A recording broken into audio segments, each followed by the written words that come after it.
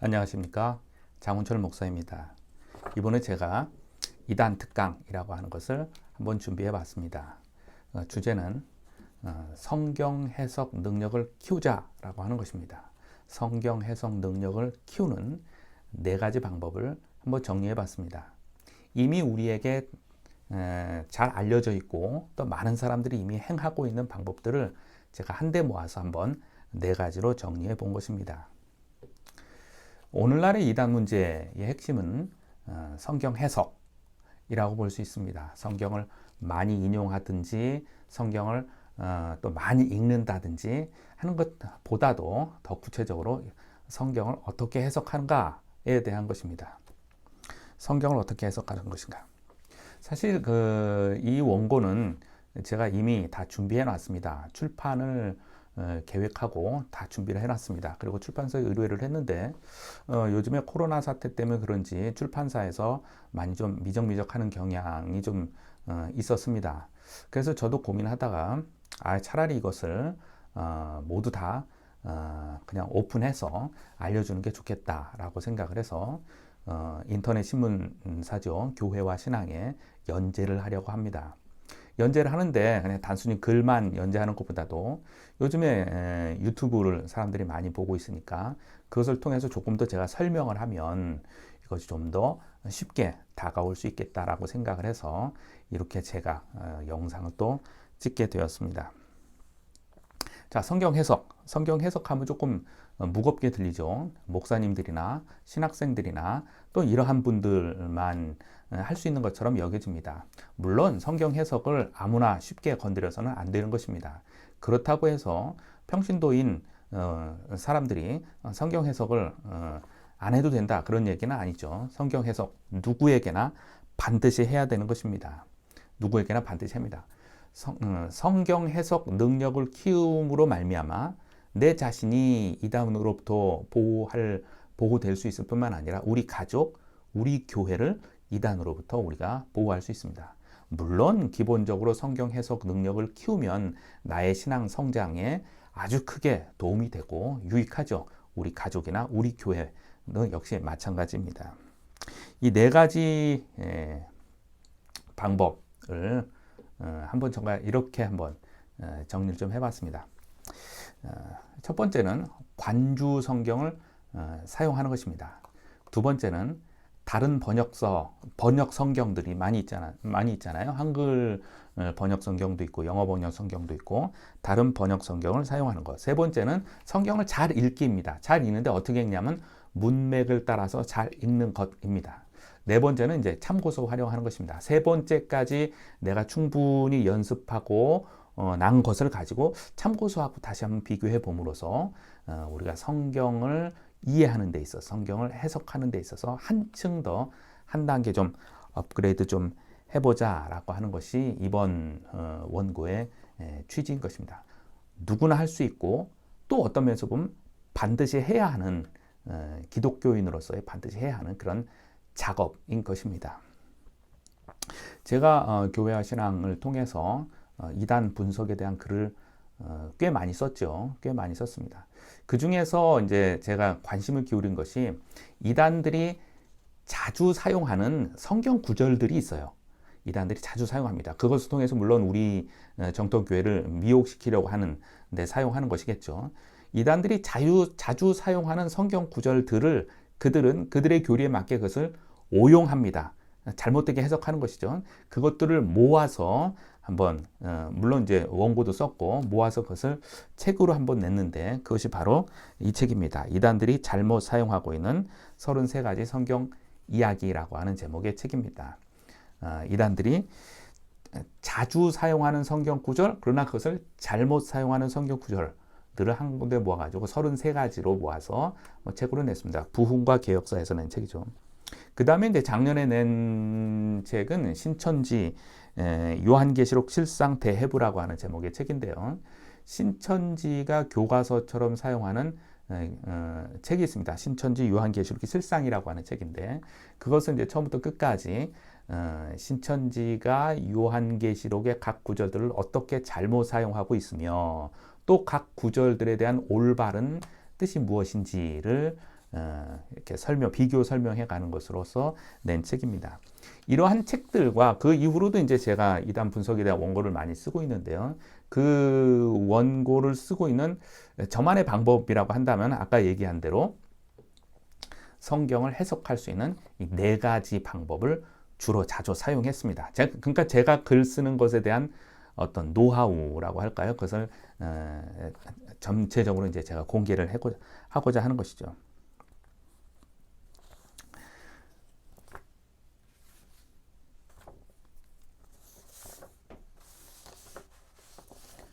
자, 이제 하나하나 한번 살펴보도록 하겠습니다. 4가지 방법에 대해서 각각의 개요들을 한번 살펴보겠습니다. 첫 번째, 관주를 사용하기입니다. 저는 오랫동안 이제 관주 성경을 사용했는데요. 최근에 서점에 가보니까 관주 성경이 보이지 않더라고요. 대부분이 이제 성경의 종류들이 굉장히 많이 있는데 관주가 없어요. 관주 성경이 없다 보니까 또 성도들이 그것을 찾지 않게 되고, 또 반대로 성도들이 관주 성경을 찾지 않으니까 출판사들이 관주 성경을 아마 출간해내지 않는 것, 이런 것이 악순환이 되는 것이지 않을까라고 생각을 합니다. 관주가 무엇입니까? 관주, 영어는 컨퍼런스인데 한자어죠. 한자어로 꿰을 관자 구술주자, 구술을 꿰어가는 것입니다. 이쪽 성경 구절과 저쪽 성경 구절의 연관성을 꿰어가는 것이죠. 인용을 했는지, 비교한 건지, 참고하는 것인지에 대한 연결된 끈을 말합니다. 이미 한 100년 전쯤에 우리 선배들이 이미 작업을 다 해놓은 거예요. 아주 유용한 성경 해석 능력을 키울 수 있는 아주 유용한 도구입니다. 정말 좋은 도구예요. 근데 이것을 우리가 많이 놓치고 있지 않은가 생각을 합니다. 그래서 이러한 관주를 통하여서 성경 해석 능력을 키우는 연습을 한번 실질적으로 해보겠습니다. 그리고 이러한 연습들은 이단들이 사용하는 성경 구절들을 직접 활용해 가면서 앞으로 그것을 우리가 어떻게 관주를 통하여서 성경을 해석해 나갈 것인지를 한번 차근히 설명해 가겠습니다. 오늘을 계기로 해서 혹시 관주 성경을 갖고 있지 않으신 분이 있다면 지금 당장 가서 관주 성경 하나 구입하시죠. 이번 기회를 통해서. 그래서 관주가 무엇인지를 알고 또 실질적으로 활용할 수 있는 능력을 키워서 성경 해석의 능력을 키우기를 바랍니다. 두 번째는 이제 다른 성경, 다른 번역서, 다른 성경을 활용하기입니다. 지금 화면에 나가 있는 것은 제가 사용하고 있는 관주 성경책입니다. 관주 여백 성경이죠. 그러니까 성경책 옆에 공간이 조금 있어서 제가 메모도 할 수 있는 그러한 책입니다. 두 번째, 이제 다른 번역서를 활용하는 것, 다른 번역 성경을 어떻게 우리가 사용할 것인가. 혹시는 뭐 이런 수고를 할 필요가 있을까라고 생각하시는 분들도 있어요. 한 성경만이 아니라 여러 가지의 다른 번역서를 동시에 같이 보는 방법들이죠. 왜 이 방법을 해야 하냐면 성경 번역자들이 많이 있지 않습니까? 성경 번역자들도 일종의 다 성경 해석자예요. 즉, 우리가 한 구절의 성경을 다른 번역서들과 같이 봄으로 인해서 다른 해석자들의 의견을 동시에 접하게 되는 그러한 셈입니다. 그래서 성경 해석 능력을 키우는 데 있어서 한 구절 한 구절, 한 문장 한 문장, 한 문단 한 문단들에 대해서 다른 해석자들이 어떻게 이것을 번역했는지를 살펴봄으로 인해서 성경 해석 능력을 훨씬 키우는 역할을 하게 됩니다. 앞으로 차차 더 제가 언급을 하겠지만 번역에는 3가지 원칙이 있습니다.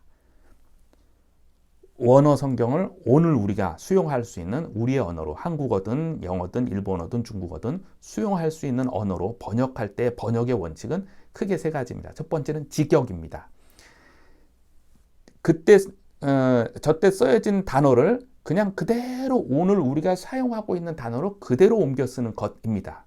그 단어가 왜 그때 그렇게 썼는지, 그 의미가 무엇인지는 전적으로 우리들의 몫입니다. 이것을 직역이라고 하고요.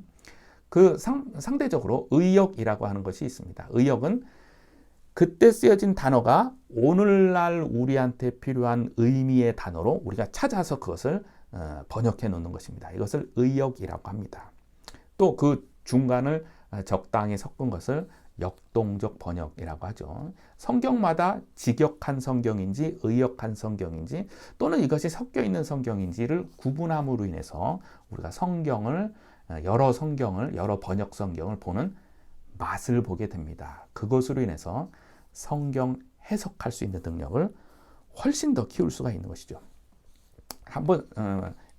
이걸 한번 보세요.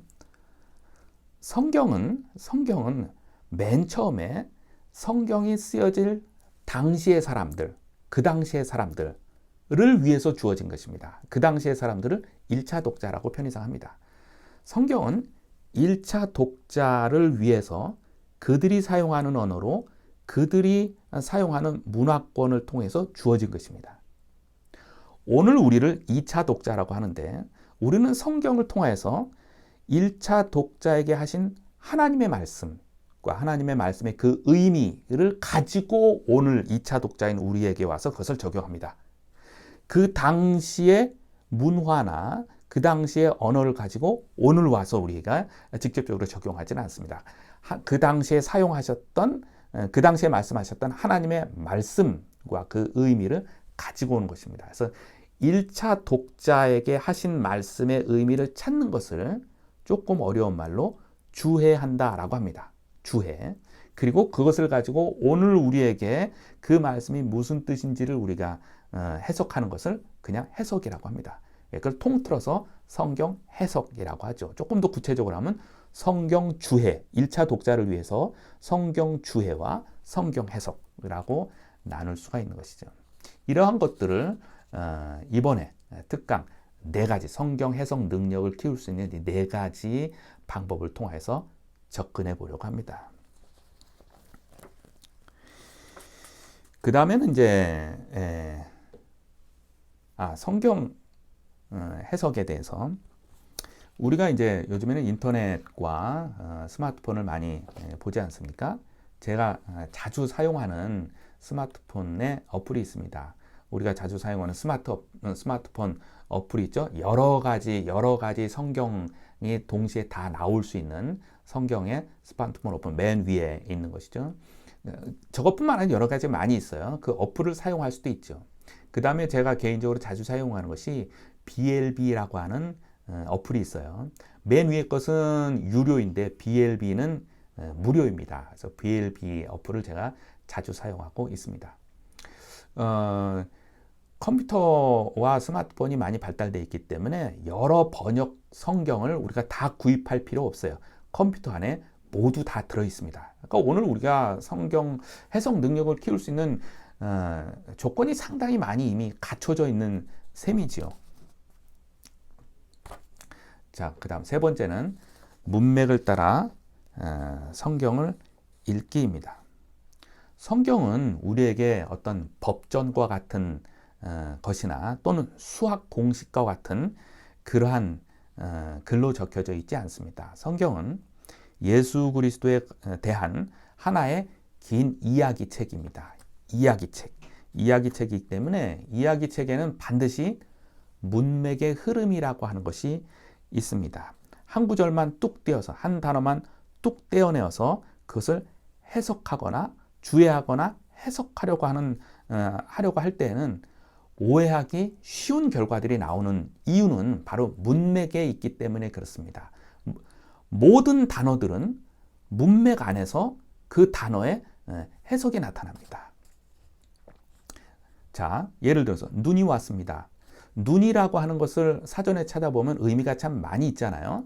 우리 사람의 눈, 또 씨앗의 눈, 또 하늘에서 내리는 눈, 뭐 등등 눈이라고 하는 단어 의미가 많이 있어요. 근데 그 의미 중에서 그 눈이라는 단어는 문장에 들어갔을 때에 문장 안에서 의미 하나가 살아나게 돼요. 자, 눈이 내렸습니다. 그럼 뭘까요? 그렇죠. 하늘에서 내리는 눈이잖아요. 눈이 아픕니다. 그러면 그때의 눈은 무엇일까요? 사람의 눈이죠. 그것처럼 한 단어는 문장 안에 들어갔을 때의 의미가 살아납니다. 따라서 문맥을 참고하지 않고 문맥을 벗어나서 한 단어, 하나의 구절을 해석한다는 것은 오해하기가 아주 쉬운 것입니다. 우리가 동화책을 읽을 때에도 문맥을 따라서 읽으라고 하지 않습니까? 그것처럼 하물며 성경을 읽을 때 문맥을 무시하면 오해하기가 쉽습니다. 어떻게 오해가 됐는지 훗날 구체적인 예를 들어가면서 한번 설명을 해보도록 하겠습니다. 그 다음에 이제 네 번째는 참고서 활용하기죠. 참고서에는 우리가 책상 앞에 책꽂이에 꽂혀져야 될 것들이 기본적으로 국어사전, 영어사전 뭐 이런 것이 있어야 돼요. 근데 물론 이것도 컴퓨터로 다 웬만한 건 다 해결을 할 수가 있죠. 그 다음에 성구사전, 성경사전, 성경지도 뭐 이런 것도 필요하고, 혹시 이제 헬라어나 히브리어 성경을 조금 더 참고할 줄 알거나 볼 줄 안다면 그것에 해당하는 각각의 사전들도 있습니다. 또 배경을 설명하는 배경 사전들도 있어요. 이런 거 아주 참고할 만한 것들이 있죠. 밑에서부터 히브리어 사전, 헬라어 사전, 성경 배경 주석 사전 뭐 이렇게 있습니다. 우리가 흔히 이제 주석서라고 하는 것을 이제 흔히 보잖아요. 전 세계적으로 그래도 가장 유명하다라고 하는 주석서는 WBC 주석이라고 하는 것인데, 그 주석을 첫 번째, 두 번째, 세 번째 방법을 다 하고 나서 네 번째 참고서 활용할 때에 그때의 여러 가지 참고서들 중에 하나, 그때 주석서를 보면은 좋겠다 싶습니다. 자, 다시 한번 네 가지 방법입니다. 관주 성경을 사용하는 것, 다른 번역 성경을 사용하는 것, 그 다음에 성경을 꼼꼼히 잘 읽되 문맥에 따라서 성경을 잘 읽는 버릇, 아주 기본적인 것이죠. 그 다음에 그 세 가지를 하고 나서 참고서를 활용하는 것, 이렇게 하는 것 그렇게 어렵지가 않죠. 어렵지 않습니다. 근데 우리 몸에 잘 배이지 않으니까 이것이 어렵게 보이는 거예요. 어찌 보면 당연한 이야기를 하고 있는 것이죠. 이것을 통하여서 우리가 이제 직접 이제서부터 훈련을 통해서 나의 성경 해석 능력을 한층 더 키울 수 있도록 제가 도와드리도록 하겠습니다. 자, 이제 실전으로 한번 들어가 보도록 하겠습니다. 성경 해석 능력을 키울 수 있는 이제 실전입니다. 관주 사용하기에서부터 이제 시작해 보도록 하겠습니다. 자, 첫 번째는 모세 이야기입니다. 모세 이야기. 관주 성경이 있으신 분은 지금 펼쳐서 보시고, 그렇지 않은 분은 이제 화면을 통해서 한번 봐주시기를 바랍니다. 출애굽기 2장 1, 2절을 보겠습니다. 지금 이 성경은 제가 직접 사용하고 있는 관주 여백 성경입니다. 여백에 조금 메모를 할 수 있는 그러한 성경이죠. 관주 여백 성경입니다. 출애굽기 2장 1절 2절을 살펴보면 조금 자세히 볼까요? 레위 가족 중 한 사람이 가서 레위 여자에게 장가들어 그 여자가 임신하여 아들을 낳으니 그가 잘생긴 것을 보고 석 달 동안 그를 숨겼으나, 이렇게 되어 있죠. 자, 물론 이제 모세가 태어난 것입니다. 모세가 태어났는데 그의 부모들이 그를 석 달 동안 숨겼다라고 하는 거예요. 근데 이 일은 매우 위험한 일입니다. 이것이 발각되면 아이뿐만 아니라 온 가족이 모두 다 죽을 수 있을 만한 매우 위험한 일이에요. 근데 이 부모가 이 아이, 갓난쟁이는 숨겼다라는 건 아닙니까? 그 숨긴 이유를 출애굽기 2장 2절에서는 다음과 같이 이야기를 하고 있어요. 그가 잘생긴 것을 보고. 아니, 갓난쟁이가 잘생기면 얼마나 잘생겼겠어요. 그리고 그 잘생겼다라는 이유로 온 가족의 목숨을 담보할 수 있을까요? 참 어찌 보면 참 이해가 안 가는 말씀이에요. 왜 이렇게 했을까? 잘생긴 것을 보고 왜 모세의 부모들은 그를 숨겼을까입니다. 그런데 2장 2절에 보면 그가 잘생긴 것을 보고에 뭐 표시가 하나 되어 있어요. 관주죠. 관주 표시가 하나 되어 있는데 의라고 하는 것 표시가 되어 있죠. 그 의라고 하는 것을 보니까 거기에 성경 구절이 하나 적혀 있어요. 뭐냐면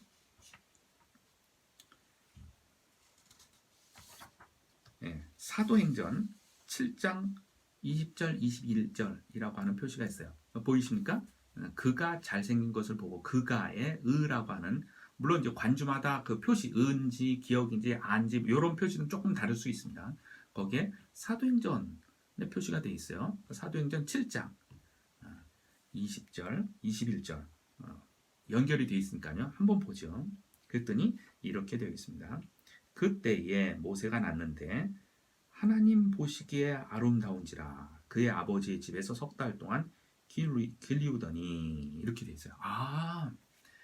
출애굽기 2장 모세의 출생 이야기에 대해서 사도행전 저자는 누가죠? 사도행전 저자는 그가 잘생긴 것, 아기가 잘생긴 것에 대해서 하나님 보시기에 아름다운 것, 잘생겼다라는 것은 하나님 보시기에 아름다운 것이었구나 라고 본 거예요. 그러니까 모세의 부모님은 아이를 보고 하나님 보시기에 아름다운 아이다 라고 이해를 해서 그를 석 달 동안 목숨을 담보로 해서 석 달 동안 숨겼다라고 하는 것이 사도행전 저자가 출애굽기 2장을 해석한 이유입니다. 조금 뭐 부족하십니까?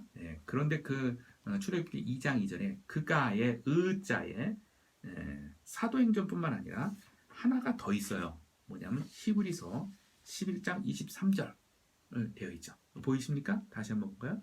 히브리서 11장 23절 그가 잘생긴 거 거기에 또 관주 표시가 하나 더 있어. 그것을 한번 더 찾아보도록 하겠습니다. 히브리서 11장 23절 보니까 다음과 같이 되어 있습니다. 믿음으로 모세가 났을 때에 그 부모가 아름다운 아임을 보고 히브리서 저자는 출애굽기 2장에 대한 해석을 믿음으로 그 부모가 아이를 보니까 하나님 보시기에 아름다운 아이다 이렇게 본 거예요. 그래서 다시 이제 전체를 엮어보면 출애굽기 2장에 모세의 부모가 모세가 태어났을 때 그 갓난장의 아이를 보고 가족들이 죽을 수 있음에도 불구하고 그 아이를 보고 그 아이를 죽이지 않고 석 달 동안 숨겼는데 그 이유는 그 부모들이 아이를 보고 믿음으로 보았고 믿음으로 보니까 그 아이가 하나님 보시기에 아름다운 아이구나. 그래서 우리가 함부로 이 아이를 어떻게 할 수 없다라고 해서 할 수 있는 데까지 모세를 숨겨두었다라고 하는 것입니다. 이것이 관주를 통해서 출애굽기 2장 하나를 오늘 예를 들어 본 건데요. 출애굽기 2장의 말씀을 우리가 해석해낸 것입니다. 이것이 관주 활용하기에 대한 내용입니다. 성경 해석 재미있죠? 할만하죠? 관주 성경 반드시 필요합니다. 오늘은 여기까지 살펴보도록 하겠습니다. 다음번 오실 때는 반드시 관주 성경을 가지고 오시기를 부탁드립니다.